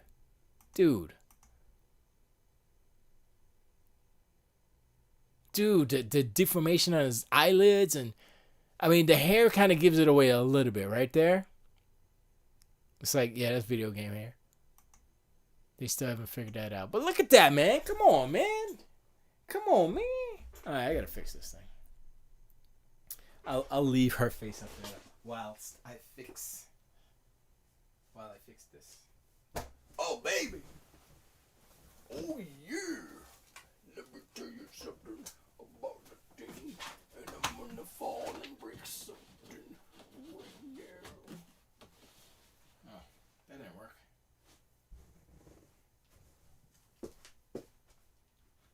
I'm I'ma fix it. I said I'ma fix it. Oh, ooh, ooh, ooh, ooh, ooh. Oh, use this. Oh. I'ma fix it. Fix it.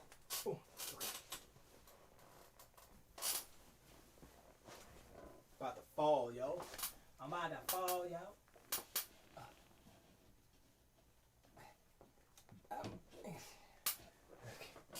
Whew. You know, sometimes you feel like a nut. Sometimes you don't. Anyway. So, ooh, I'm hot.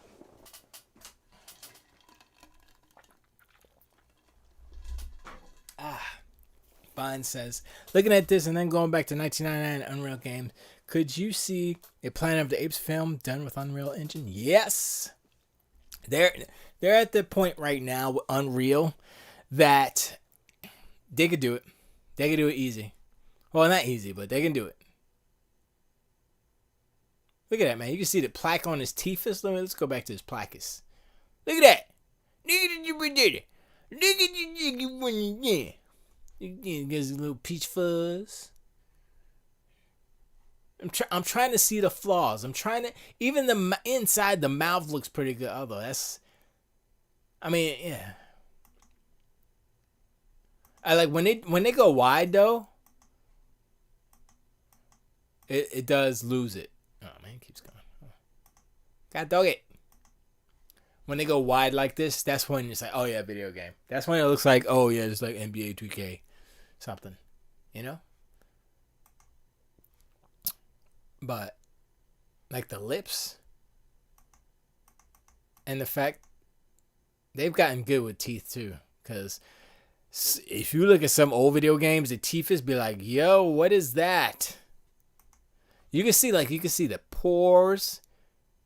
She doesn't have any facial hair, but she's got a little bitty blemish right there. But that's probably, this is probably an actual person that they just scanned in and stuff. Or you know what I'm saying. Even look at his eyebrow hair. It's like, some are going on and, they're not all perfect. The hair is really good, though. But that's what makes me believe that this is like some ridiculous 64, 128, 64 core, 128, 12,000 gigabytes of RAM. Freaking 29 freaking 3090s tied together pushing this out. Some crazy supercomputer. Because I was watching somebody he had a 3090 and he was trying to mess with this thing. It's like, yeah, my animation is so bad. So he had to turn off all kind of stuff. And then he got his animation. He got the frame rate up to like 120 or something. But he had to turn off he had to put in an HDRI. He had to turn off all the lights and all kind of extra stuff that they put in when they give you the whatchamacallit, the scene in Unreal. Look at that, man. That is crazy. It's kind of uncanny valley because it looks good, right? Because it's HD. You don't see any. Well, you can see clipping right here on his whatever muscle that is, and his shirt is clipping a little bit right there, so you can see it. But that looks good, man. That looks good. Now, my main thing is the hair animation, but I think it was pretty good. I think they showed a little bit of it. That was kind of the cool part when they did the de-aging stuff. I was like, oh my god, this is freaking crazy. And then you see like how this animates with the wrinkles and stuff. Looks so good. And then you can make your own face, and it's crazy. So I might have to now he's a she's a he's a she. That's crazy. That's the ultimate that's the ultimate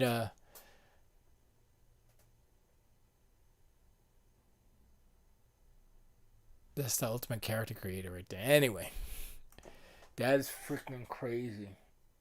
So let me see. Where's a nice long one? I don't want to use that one.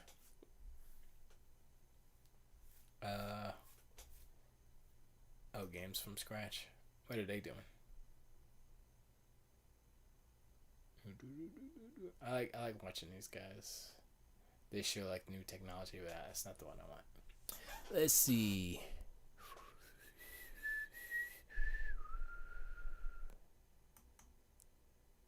Is this the same?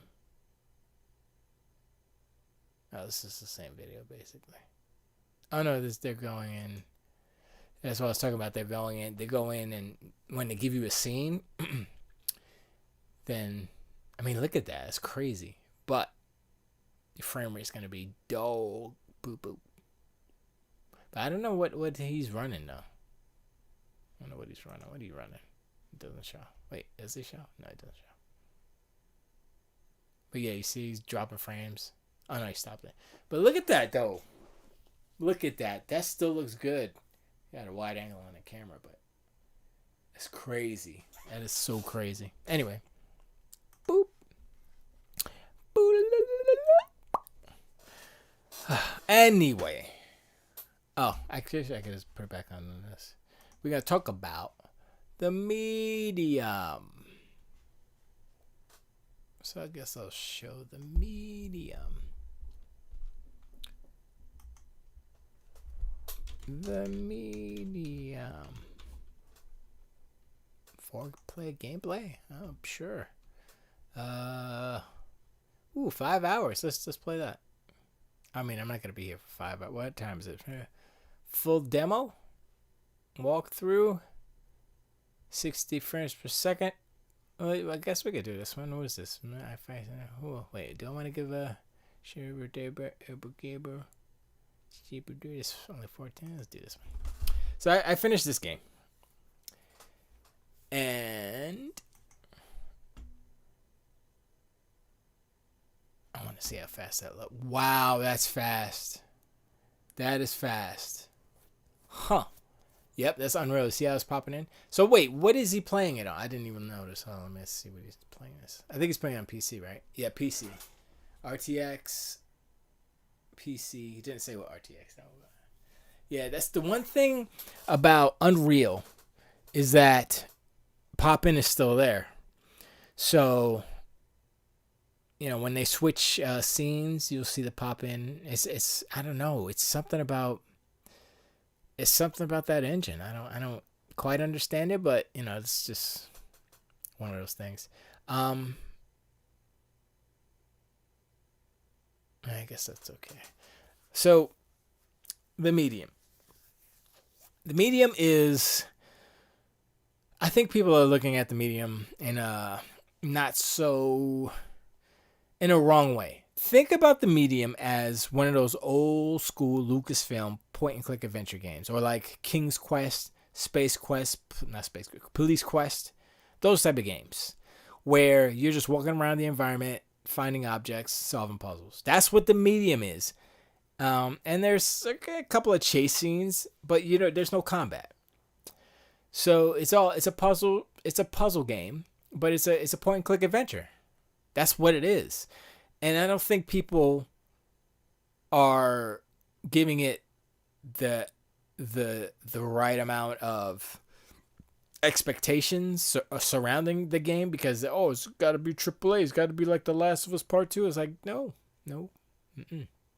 You know, it's just like Detroit Become Human is a point and click adventure game too, with heavy cinematics and QTEs. You know, I think the difference here is that this is straight up point and click adventure game, and people are like, oh, it's like Resident Evil. It's like, really? I mean, kind of, sort of, but no. It's really more like a point and click adventure game, but you know, the scenes are moving, you know, so yeah, I can see where you can equate it more to a Resident Evil because it seems familiar, but it's not. But anyway, outside that, the story is good. Well, first, the graphics are the environmental graphics are freaking beautiful. Crazy nice. But the character animation, the facial animation specifically, really stiff. And that's one of the main problems I have with it. I think that, yeah, pretty much the whole game is like that. So, but that's just I don't think they had the animators there to tweak that. Like I said, if you do, they did performance capture, but you have to go back in and dress it up a little bit. You can't just use the raw data because sometimes it's broken and sometimes it doesn't. It's not enough. So you need to tweak it a little bit. But besides that, if you want to think about story, stuff. There's a lot of like Marianne. That's the character right there. The character you play. She is a medium, and somebody calls her and says, "Oh, go to the resort," and she's like, "Okay." Niwa, that's the Niwa resort. He's like, "Okay, I'm gonna go," because she's a medium.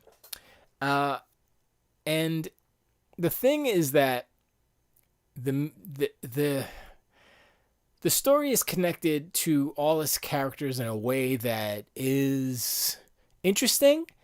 I wasn't looking to solve what the story was. I was just kind of just playing the game like with a blank stare and a blank mind. And if I thought about it, I probably could have figured out, oh, okay, I get it. Like you soon realize that, okay, she was in a fire when she was a little kid, a little girl, and she had a sister and mother, father. That was the family, right? And a lot of this stuff here that's up here, like the postcards and stuff, I have no idea who's related to what related. There's a lot of stuff that went over my head because I just didn't put in the effort to figure out, oh, okay, this guy's is this guy and this was happening and how these all people related. I mean, I'm sure it's there. I'm sure it's intricate and great, but I was just mainly focusing on the main character. So she had an older sister. She has an older sister named Lily. And she, meaning Marianne, so Lily is Lillian, Marianne. And Marianne has, a little bit of amnesia. She didn't remember the events after the fire because her father knew about Lillian, her sister, older sister, has the same power that Marianne has, right? So, by the way, I'm spoiling this game. She has the same power. So her dad separated Lily from Marianne. So when the fire happened, Marianne was burnt badly, right? That's why she wears like the clothes that she wears, because she's all like burnt and stuff. They don't show that, but they just imply it. And she has one hand because she's got burnt. And so she was separated and put into a hospital to heal and stuff. And I guess that's where she got her amnesia. But they were never reunited. So she was basically orphaned and adopted by this other guy named Frank, who was just he's a funeral director, but he's the dead guy. He's the dead guy in the beginning of the game, basically. And so Marianne has amnesia from the events of the fire at the Red House, her house. And Lillian was not injured. She was safe. But in order to save everyone, basically, Lily made a deal. I don't see, this is where my brain is like kind of cloudy. So she said she made a deal with, I guess, the other side or something. Basically, Lily was crazy. Lillian is crazy, and she's had inside of her, she's had a deep kind of dark evil, because she was abused as a kid, and I believe the abuse happened before the fire. When the fire happened, that's when she made the deal to separate herself from her medium, her spirit self. So like Marianne has the two halves, right? So the thing about the medium is like Marianne is kind of in sync with both sides, but Lily was not. And there's another character, I forgot his name, I think it's the father actually, who has the same gift. And his real corporeal self and the spirit self are like totally two different characters who like argue and talk back and forth to each other instead of being the same person like Marianne is. So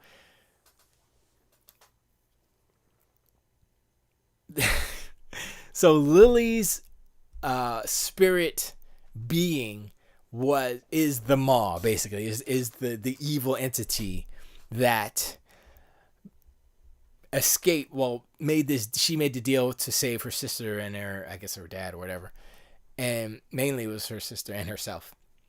And so she made the deal to let the Maw free in the spirit world, basically. And so the Maw uses mediums basically to kind of take over like skin suits and just kill. So the Maw went and it killed a whole bunch of people at this resort, Newa resort. So there's a whole bunch of stuff in there that is cool. Like when you think about it, like, oh, that's a cool idea, But I don't think I'm not sure if it was executed perfectly. It wasn't executed perfectly. And I think the nature of the game being a smaller game hurt. If this was a big giant AAA game, hundreds of millions of dollars put in it, super voice acting, super performance capture and all that good stuff, this game would be bananas out of there crazy. I mean, a little bit of tropey with the sister being her sister Lily, and then being the bad guy at the same time. But she herself wasn't. It was just her spirit side was the Maw, and so you don't realize it. I mean, I didn't realize it until the end where they said, "Oh, the Maw is part of me," blah blah blah. And the only way to because the Maw wanted Marianne to be inside of Marianne the way it was inside of Lily, right? To take control of her and go killing people. And so Marianne, Lily wanted Marianne to shoot Lily herself, so that the Maw wouldn't have. If Marianne killed her sister Lily, then she would kill the Maw because they're connected. There's both sides. But Marianne was like, no, I'm not gonna kill you. She was gonna kill herself because the Maw wanted Marianne's body to inhabit, to take over. So she was going to offer herself. The last scene, second to the last scene, is where you hear the gunshot, but you don't see if Marianne actually killed herself or she killed her sister. So they left it open. And then there's an after credit scene after that, which has her father's spirit side. And I don't remember what his name was. Thomas? I think it's Thomas. And he was kind of a good guy, but not a bad guy. It's weird. It's so weird. And the way that they tell it, it's I don't think it's as good as it could have been.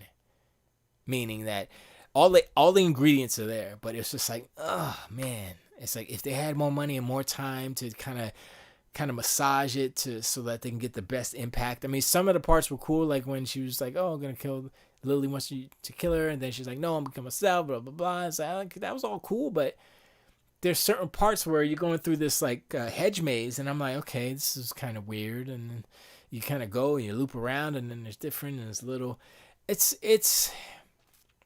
I don't know, man. It's like I don't think it's like it's not like a 0 or a 50 or something like that.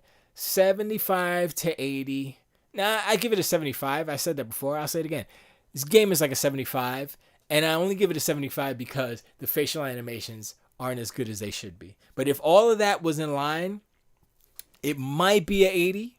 Like it might be bumped up to an 80, but I think there's still a little bit of confusion in how they tell the story and how you find out who is who. And once again, I'm not the keenest, I'm not the sharpest knife in the drawer, you know what I mean? So some stuff probably went over here. Like Sadness, right? I think Sadness was one of the girls from the massacre, But then I was thinking, I think Sadness is her sister, Lily, because Sadness can't remember anything. And I was like, wait. But then I think, oh no, Sadness can't be Lily because the maw is Lily's being in that world, so it can't be.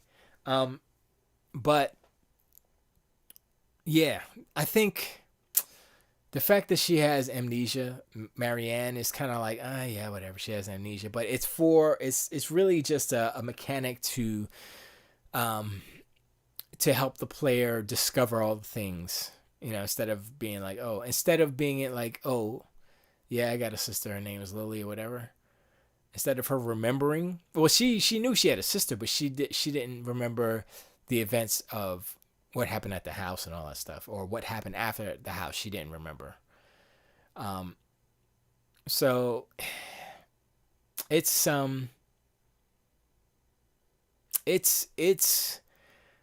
pretty good. It's better than I would say, as far as like indie games. I would consider this an indie game, or what did they say, a double A game or a triple B game or something? Like, I think they were talking about double A games. That's what Matt Booty was talking about. I think this is a good example of that, where it's like, it's a game that could be triple A if they put the money and time into it, but it's like, it's still a good game, but it's just not like all the way there triple A, but it's not like hot garbage like, Black Tiger or something like that. So I give them props. Like, as far as like Bloober Team games, this is definitely their best game. And like, I played Blair Witch, and I was running around the forest, and I was like, I can't do this. I did not like that game. I'm not saying it's a bad game. I just couldn't do it. I was like, I don't want to do it anymore. And I played Layers of Fear, the first one. I was like, okay, this is all right. This is pretty good. It's all right. But this game is way better than both of those put together. So I think what her Blair Witch was the property. If it was just something else, then it maybe. But the gameplay itself, I was like, eh. And like, this game has better forests than Blair Witch, which takes place primarily in the forest. So, I mean, that's not like a knock on it, but it's just an evolution. Like, you can see the evolution of Bloober Team, how they're getting better at, especially environmental art.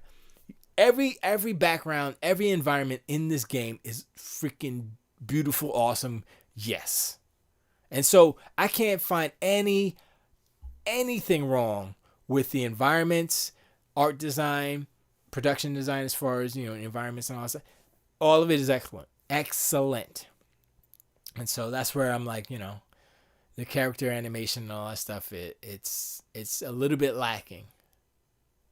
But that's one tick. So it's like, if you go from Blair Witch to here, they've improved on the environment. So I'm like, good. So the next game, they'll probably improve on animation, I would assume. Facial animation, definitely, with all this new tech, the metahuman stuff from Unreal. Forget about it. If they had metahuman stuff when they did this game would be 1,000 million times better. 1,000 million. It's just crazy. The metahuman stuff. And the thing about metahuman stuff is that, actually, I don't know, but this Marianne is based off of a real person, obviously.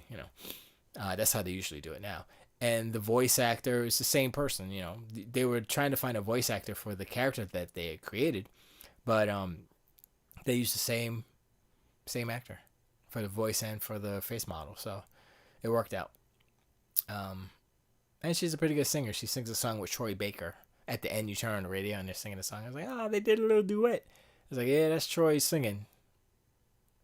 He's a better voice actor, I think. He's not a bad singer. It's just, you hear Troy's voice when he sings. But when he's voice acting, it's like, oh, he's voice acting. I mean, you still hear his voice sometimes. But like, when he's the Maw, let me tell you something.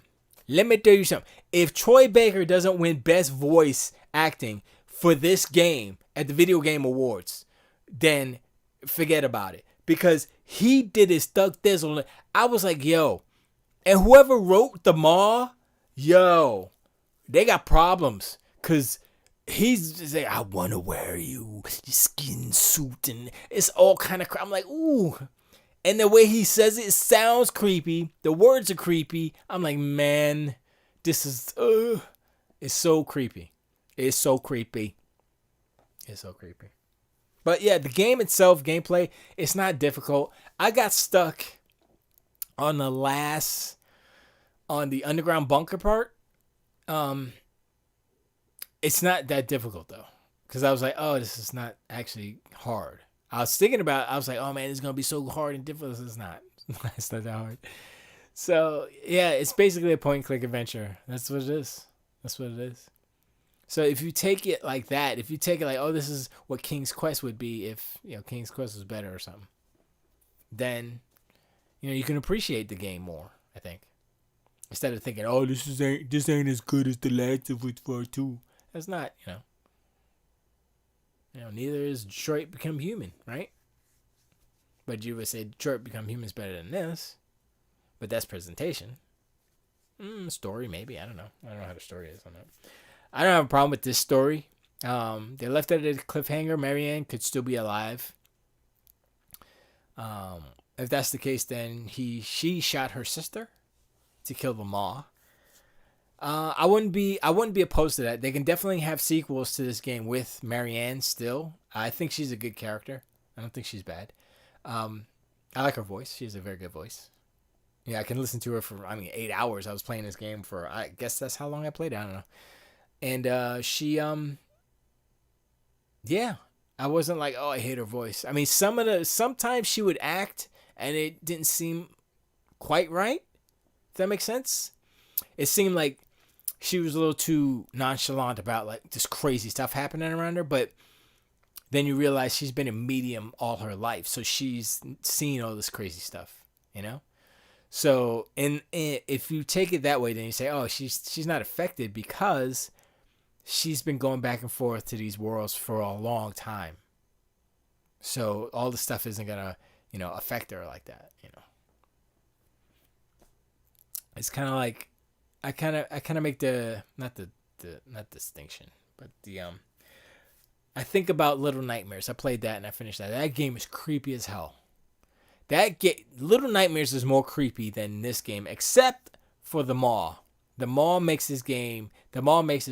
Troy Baker's performance as the Maw makes this game creepy, and it's just creepy. It's so creepy. Yeah, I think there needed to be. I mean, the fact that if you get caught by the Maw, he gets you and he quote unquote kills you. I don't know. It's weird, but it's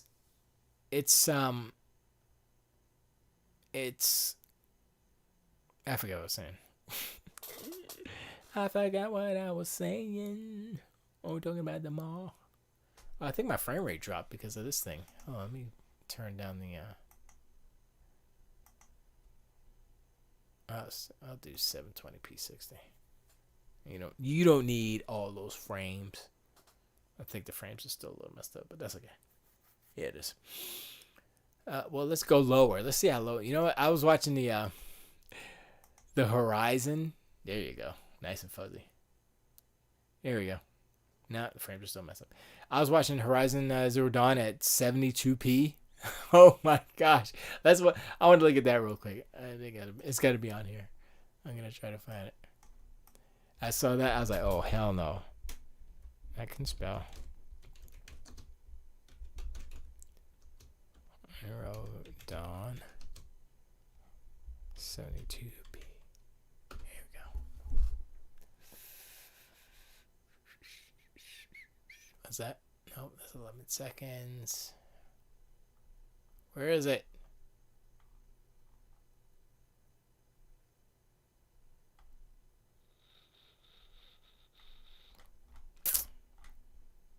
Why aren't they?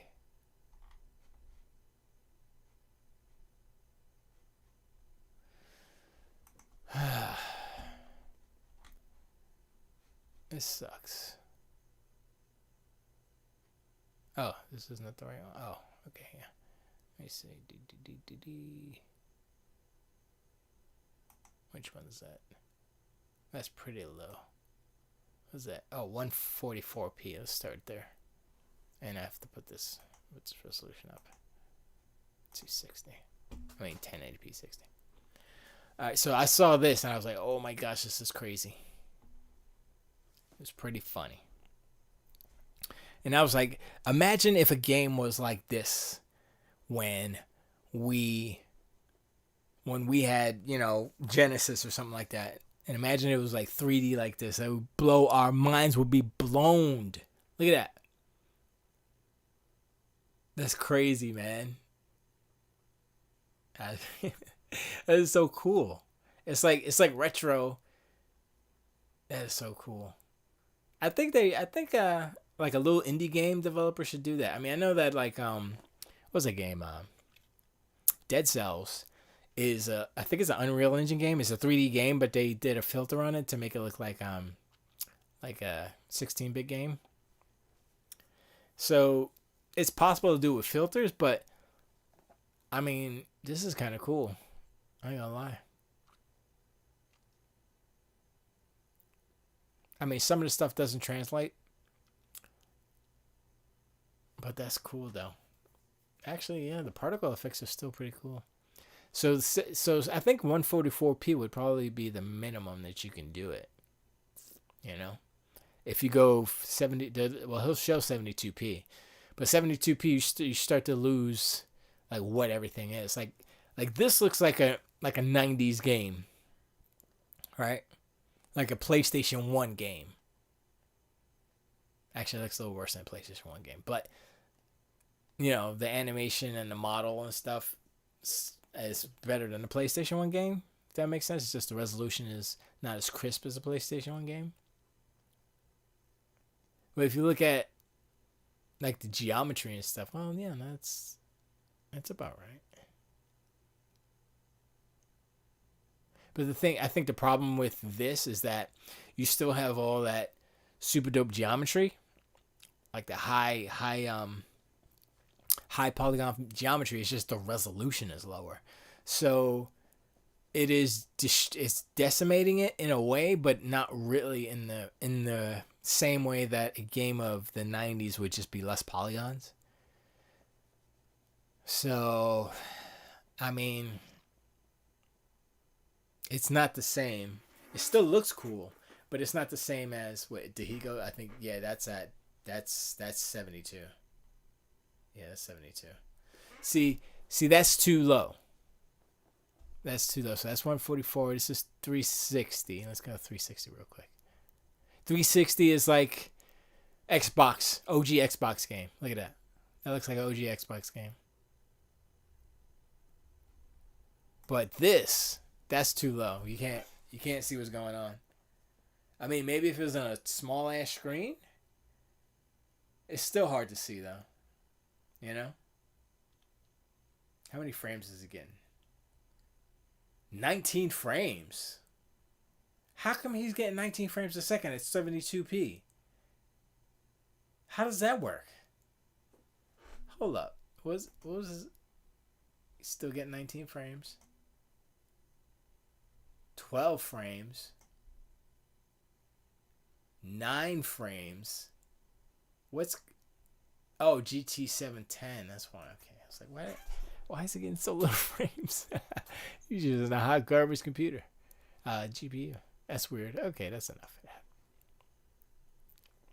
But I saw that and I was like, okay, that's funny. That's pretty funny. But once again, that could be a way. No, see, that's not the right way, because it would have to output at 4K, but use the internal could it do that? Do a user internal resolution of, excuse me, let's say 360p or 144p, but not upscale it to fit the 4K screen, but don't. It needs to be a certain resolution in order for it to be exactly divisible by the 4K. That's the only way to make it perfect. But anyway, I got nothing else. Rambling. That's what happens. I don't write scripts, as you can tell. Appreciate you guys hanging out. As always, I forget to look at the Discord, so I'm going to do that now. See what's popping.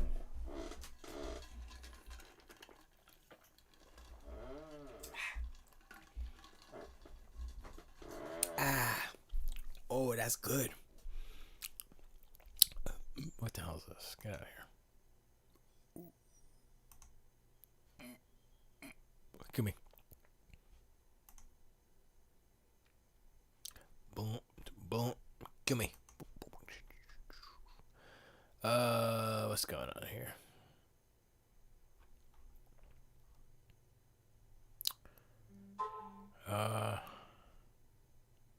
Anyway, thank you for everybody in chat. Let's see who's in chat. Thank you, Kajito and Bonds. Appreciate you. Alt Binary 667 Burr Doomplague A Jude High Fribery Jedi of Night Matt Bradford Pitch41 Shima Panic Spider's Venom. What's up, Fred? Tiger Claw, Watch Dragon, Will Khan, and Zappy. Yay! They don't care. And Bridget, hi bye. Hi bye. And that's it. I gotta play a song out. I don't know what's the song. Oh, I'll play this song. Let's see this song. Alright guys. Let's wait.